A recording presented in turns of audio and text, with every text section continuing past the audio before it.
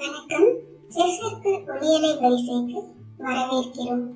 ஒன்று சேர்ந்து ஆதரவளியுங்கள். இன்றைய ஒளியலையில் 30 cool kitchen tips and tricks. Tip number 1. சமையல்ல கஷ்டமான விஷயம் வெங்காயம் இருக்கிறது. அதுக்கு 2 ஈஸியான டிப்ஸ். ஃபர்ஸ்ட், எவ்வளோ வெங்காயம் வேணுமோ அதை எடுத்துக்கோங்க.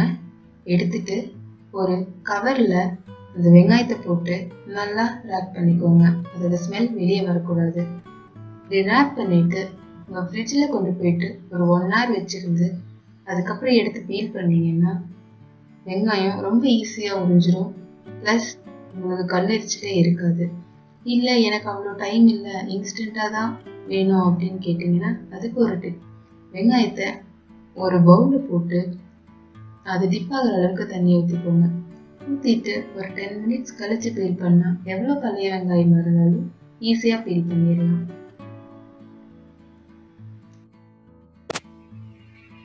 Tip number 2. நம்ம கொத்தமல்லி இலையை எப்பவுமே ஃப்ரிட்ஜில் தான் வச்சு ஸ்டோர் பண்ணுவோம். அப்படி ஃப்ரிட்ஜ் இல்லாமல் வெளியே எப்படி ஃப்ரெஷ்ஷாக வச்சுக்கிறது தான் இந்த டிப். அதுக்கு 1/4 tumbler தண்ணி எடுத்துக்கோங்க. எடுத்துட்டு கொத்தமல்லி இலையோட ரூட்ஸ் மட்டும் அதில் டிப் பண்ணி வைங்க. அப்படி வச்சுட்டா கண்டிப்பா 4 to 5 days கொத்தமல்லி இலை வெளியவே ஃப்ரெஷ்ஷாக இருக்கும்.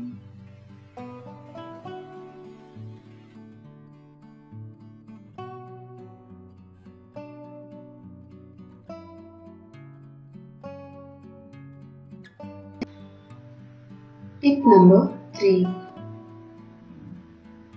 புளியை ரொம்ப நாளைக்கு கெடாம ஃப்ரெஷ்ஷாக ஸ்டோர் பண்ணி வைக்கிறதுக்கு இந்த டிப்பை ஃபாலோ பண்ணுங்க.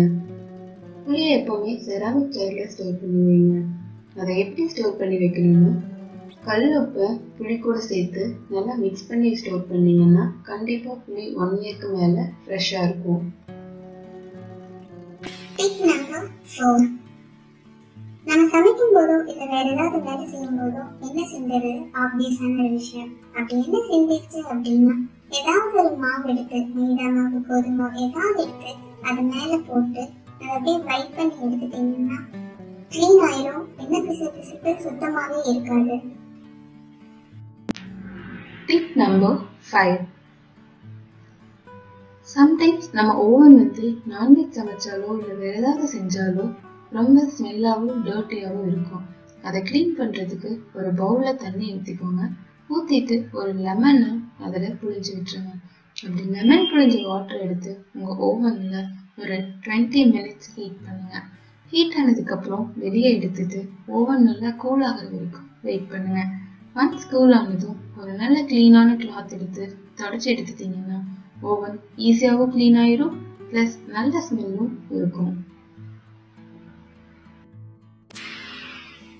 Tip number 6. எக்கை ஃப்ரெஷ்ஷாக ஸ்டோர் பண்ணுறதுக்கு என்ன பண்ணணும், எக்கோட ஷார்ப்பான போர்ஷன் வந்து கீழே பார்த்து இருக்கிற மாதிரியும் ஃப்ளாட்டாக இருக்கிற போர்ஷன் வந்து மேலே பார்த்து இருக்கிற மாதிரியும் வச்சுட்டீங்கன்னா எக் வந்து கண்டிப்பாக ரொம்ப நாளுக்கு ஃப்ரெஷ்ஷாக இருக்கும்.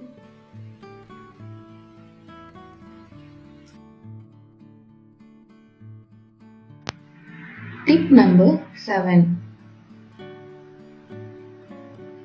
வேஸ்ட் வாட்டர் பாட்டில் வச்சு நிறைய யூசேஜ் இருக்கு. அதை ஈஸியாக கட் பண்ணுறதுக்கு ஒரு மெத்தட். ஏதாவது ஒரு வேஸ்ட் நைஃப் எடுத்து ஒரு 1 minute நல்லா ஹீட் பண்ணிக்கோங்க. அது ஹீட் ஆனதும் எடுத்து வாட்டர் பாட்டில் கட் பண்ணுறதுக்கு யூஸ் பண்ணீங்கன்னா ஈஸியாக கட் ஆயிடும்.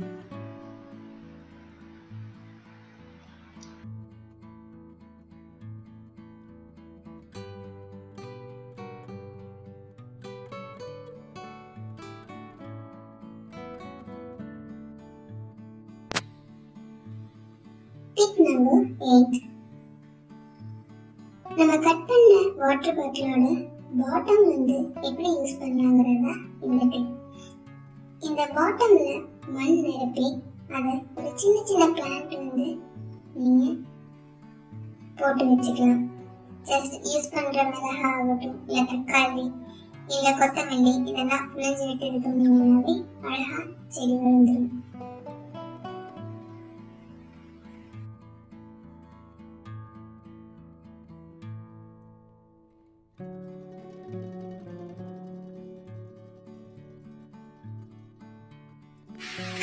பாட்டிலோட இன்னொரு யூசேஜ் என்னன்னா, அதை ஸ்பூன் ஸ்டாண்டாவோ இல்ல நைஃப் ஸ்டாண்டாவோ இல்ல பென்சில் ஸ்டாண்டாவோ நீங்க யூஸ் பண்ணிக்கலாம். அதை அப்படியே யூஸ் பண்ணலாம், இல்ல ஏதாவது பெயிண்ட் பண்ணியும் யூஸ் பண்ணிக்கலாம்.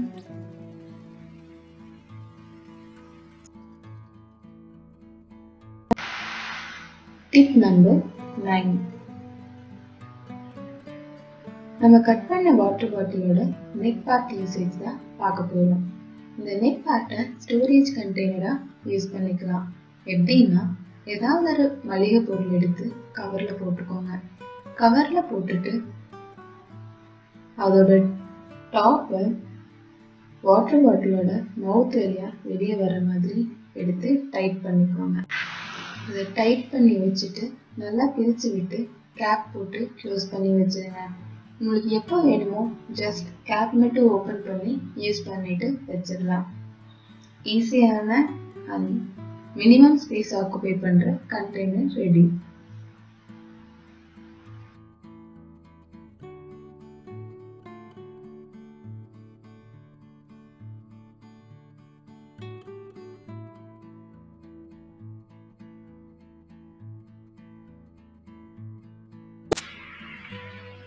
Tip number 10.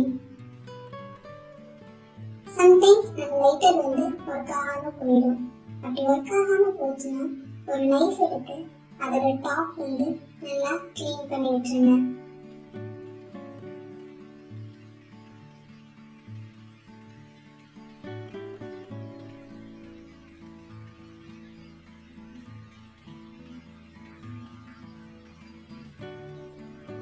கிளீன் பண்ணிட்டு ட்ரை பண்ணீங்கன்னா கண்டிப்பா ஒர்க் ஆகும்.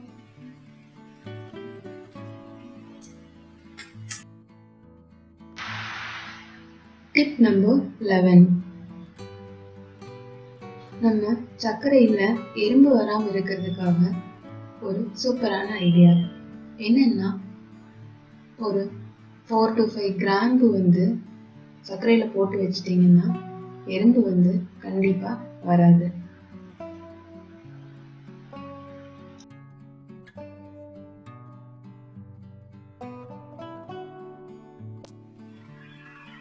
Tip number 12.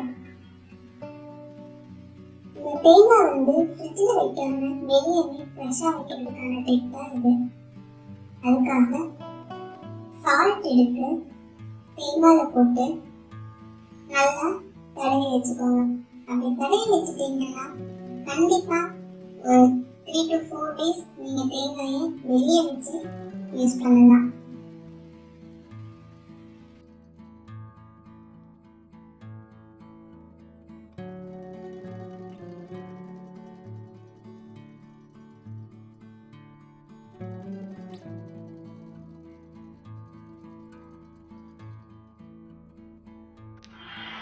Tip number 13.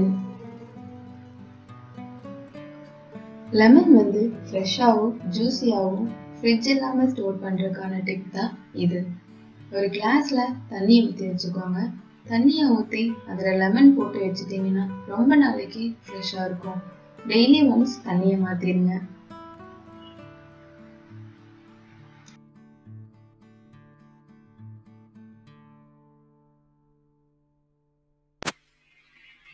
Tip number 14. நம்ம மிக்சர் ஜார் ரொம்ப நாள் ஆச்சுன்னா ஷார்ப் கம்மியாயிரும், நல்லாவே அரைக்காது. அதுக்கு என்ன பண்ணணும்னா, கல்லுப்பு எடுத்து மிக்சர் ஜார்ல போட்டு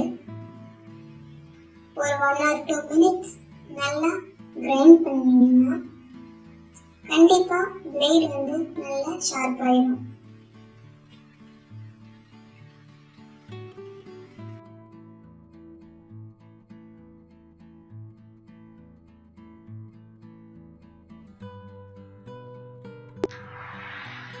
டிப் நம்பர் 15. டேபிள் சால்ட் ஆகட்டும், ராக் சால்ட் ஆகட்டும், தண்ணி கோர்க்காம இருக்கணும்னா அது செராமிக் ஜார்ல ஸ்டோர் பண்ணி வச்சீங்கன்னா தான் தண்ணி கோர்க்காம இருக்கும். மற்றபடி எந்த பிளாஸ்டிக்ல ஆகட்டும் இல்ல சில்வர் பாத்திரத்துல ஆகட்டும் நீங்க ஸ்டோர் பண்ணி வச்சீங்கன்னா கண்டிப்பா தண்ணி கோர்க்கும். அதனால சால்ட்டை எப்பவுமே செராமிக் ஜார்ல ஸ்டோர் பண்ணி வைங்க.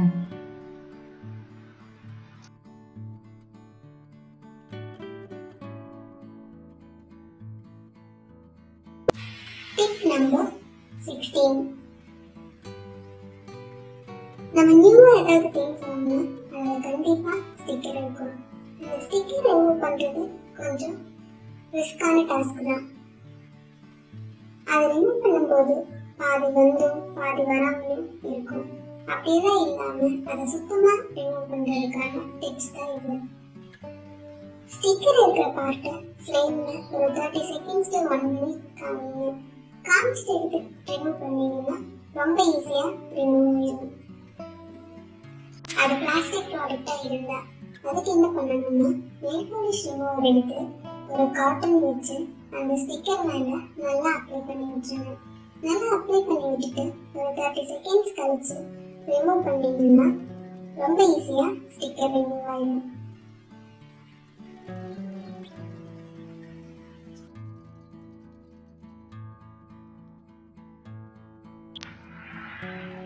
Tip number 17. உரிச்ச தேங்காயை எப்படி கெடாம ரொம்ப நாளைக்கு வச்சுக்கிறது தான் இந்த டிப். அதுக்கு என்ன பண்ணணும் அப்படின்னா தேங்காயை எப்பவுமே ஸ்டாண்டிங் பொசிஷன்ல வைக்கணும். அந்த மஞ்சி எல்லாம் எப்பவுமே அதிகமா உரிக்காம இருந்துச்சுன்னா கண்டிப்பா தேங்காய் 2 to 3 மாசம் வரைக்கும் கெடாம இருக்கும்.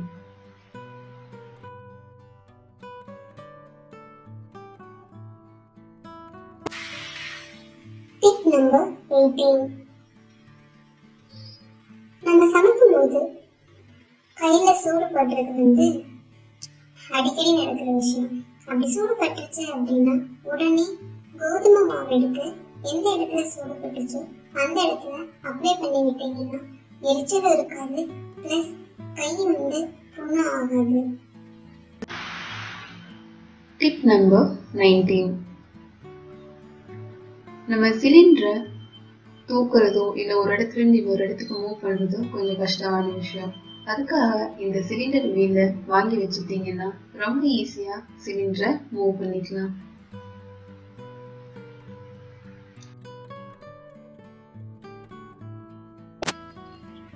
Tip number 20. வாழைப்பழத்தை நம்மளால ஃப்ரிட்ஜ்ல வச்சு ஸ்டோர் பண்ண முடியாது. அப்படி வெளியவே வாழைப்பழத்தை ஃப்ரெஷ்ஷா வச்சுக்கணும்னா இந்த டிப்ஸை ஃபாலோ பண்ணுங்க. ஒரு பாலித்தீன் கவர் எடுத்து அதை நல்லா ஃபோல்ட் பண்ணி பழத்தோட காம்பு நல்லா கவர் ஆகிற மாதிரி சுத்தி ஒரு ரப்பர் பேண்ட் போட்டு வச்சுக்கோங்க.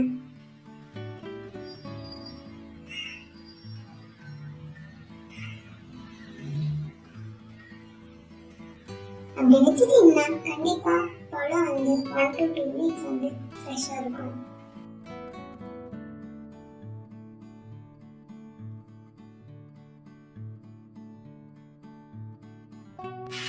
இன்னொரு மெத்தட் பழத்தை ஒரு ரோப்ல கட்டி தொங்க விட்டுட்டீங்கன்னாலும் ரொம்ப நாளைக்கு ஃப்ரெஷ்ஷா இருக்கும்.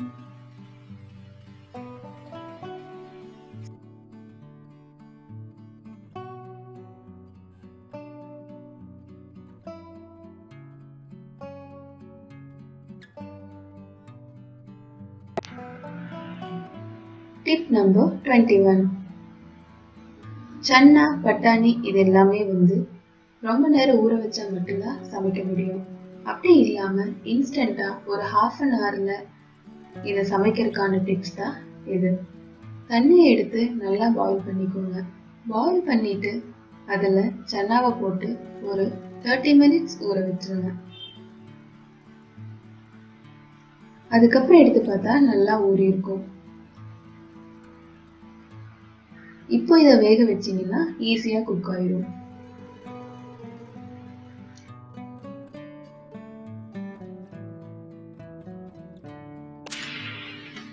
Tip number 22. ஊறுகாயை ரொம்ப நாளைக்கு கெடாம வைக்க இந்த டிப்ஸை ஃபாலோ பண்ணுங்க. ஊறுகாய் எப்பவுமே இந்த மாதிரி ஜாடியில தான் ஸ்டோர் பண்ணி வைக்கணும்.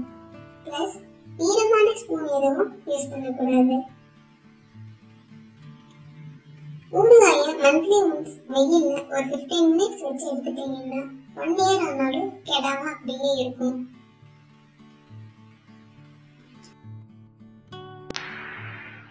Tip number 23. நம்ம பாத்திரத்துல விடாப்பிடியான கரை இருந்துச்சுன்னா அதை ரிமூவ் பண்றதுக்கு ஒரு சூப்பரான டிப்ஸ். கோலப்பொடி எடுத்து பாத்திரத்துல போட்டுக்கோங்க.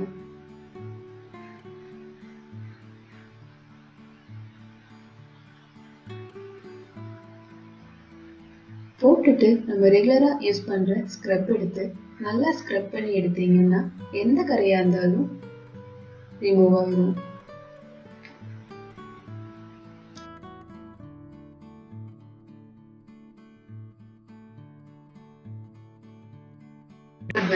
இது நான்ஸ்டிக் எல்லாம் யூஸ் பண்ணிக்கலாம்.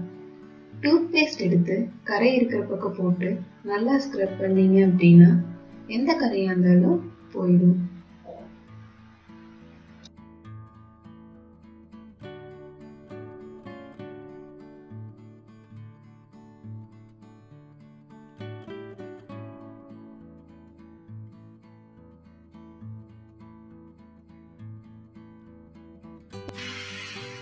Tip number 24. நெய் எப்பவுமே நல்ல ஸ்மெல்லோடையும் ஃப்ரெஷ்ஷாகவும் இருக்கிறதுக்கு இந்த டிப்ஸை ஃபாலோ பண்ணுங்க. நெய்ல ஒரு சின்ன துண்டு வெல்லம் போட்டு வச்சிட்டீங்கன்னா அது ரொம்ப நாளைக்கு ஃப்ரெஷ்ஷாகவும் அதே ஸ்மெல்லோடையும் இருக்கும்.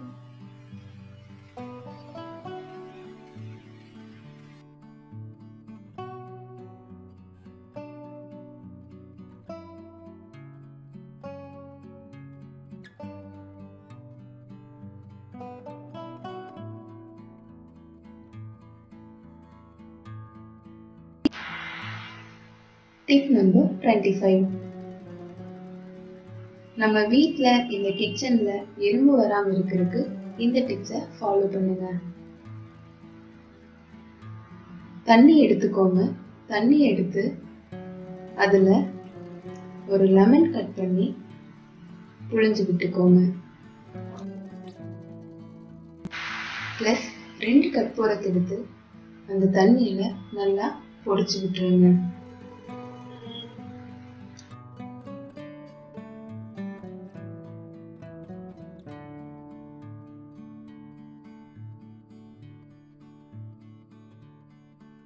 இந்த தண்ணியை யூஸ் பண்ணி வீடாகட்டும் கிச்சன் ஆகட்டும் தொடச்சிங்கன்னா கண்டிப்பா எறும்பு வராது.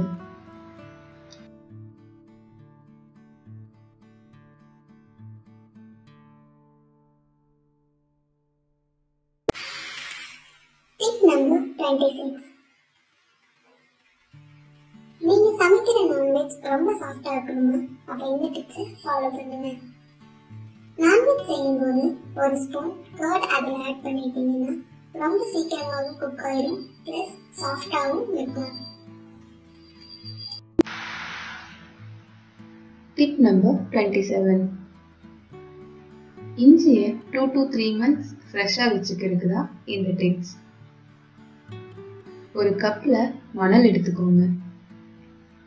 எடுத்துட்டு அதுல இஞ்சியை போட்டு வச்சீங்க அப்படின்னா இஞ்சி வந்து கண்டிப்பா 2 to 3 months ரொம்ப ஃப்ரெஷ்ஷா இருக்கும். உங்களுக்கு எப்போ வேணுமோ அப்போ எடுத்து யூஸ் பண்ணிட்டு மறுபடியும் அதுலயே வச்சிடலாம்.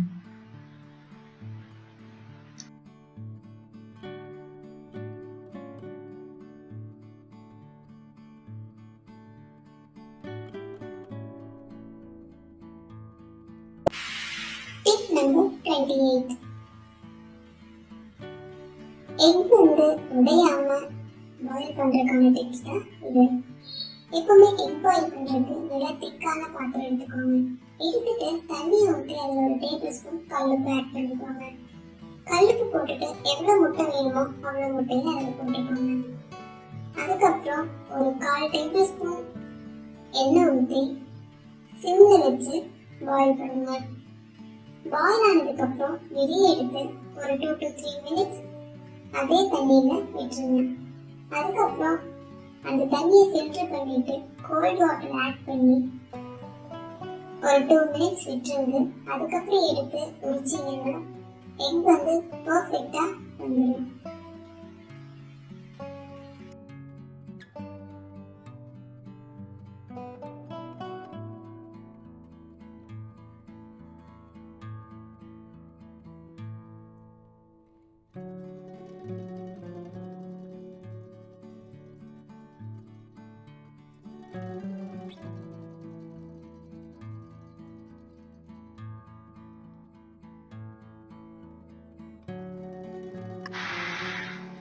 Tip number 29. இந்த டிப்ஸ் கண்டிப்பாக எல்லாருக்கும் ரொம்ப யூஸ்ஃபுல்லான டிப்ஸா தான் இருக்கும்.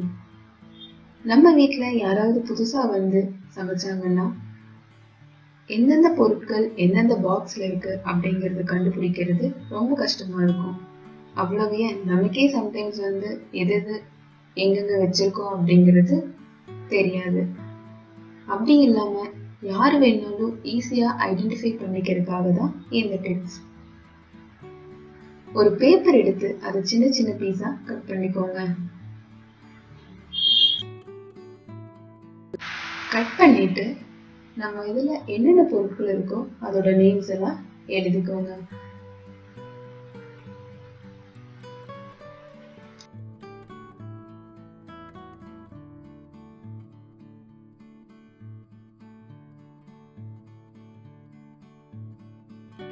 எழுதிட்டு டபுள் சைட் செல்லோ டேப் இல்ல ஏதாவது க்ளூ யூஸ் பண்ணி அதை ஸ்டிக் பண்ணிடுங்க.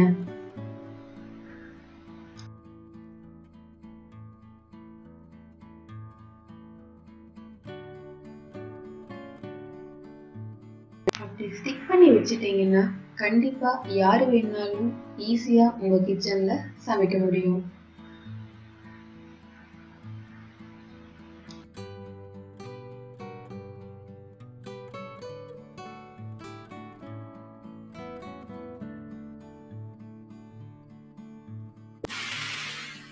Tip number 30.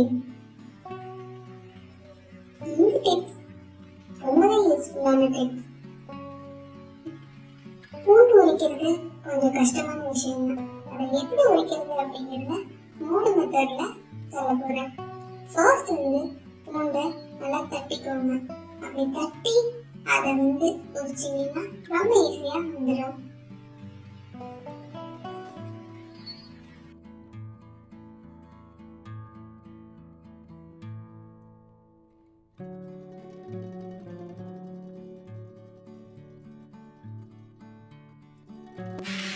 இன்னொரு மெத்தட் வந்து ஒரு பவுல்ல தண்ணியை ஊற்றி அதுல எவ்வளவு பூண்டு வேணுமோ அதை போட்டு ஒரு 30 மினிட்ஸ் ஊற விட்டுருங்க.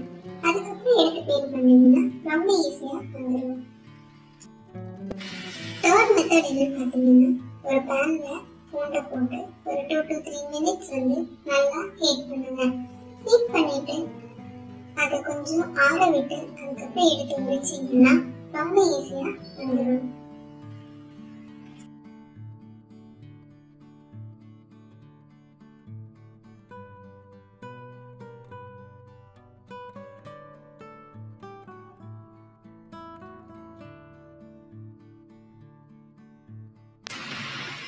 Thank you for watching this video. Please stay connected. Love food, live long. Chef Circle.